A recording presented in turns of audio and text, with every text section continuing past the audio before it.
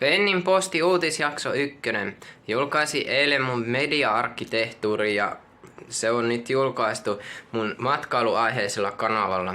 Tällä uutiskanavalla mä esittelen hieman sitä tässä jaksossa. Eli mulla on Discord-ryhmä, WhatsApp-ryhmä ja sitten muita ryhmiä.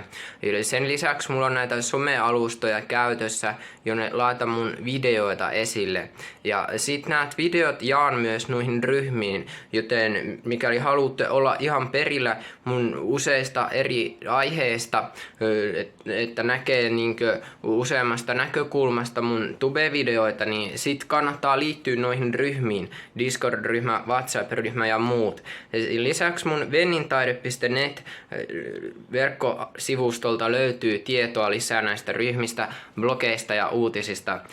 Kiitoksia videon katsomisesta. Laittakaa kanava tilaukseen, tykkää ja kommentoi tai älä tykkää.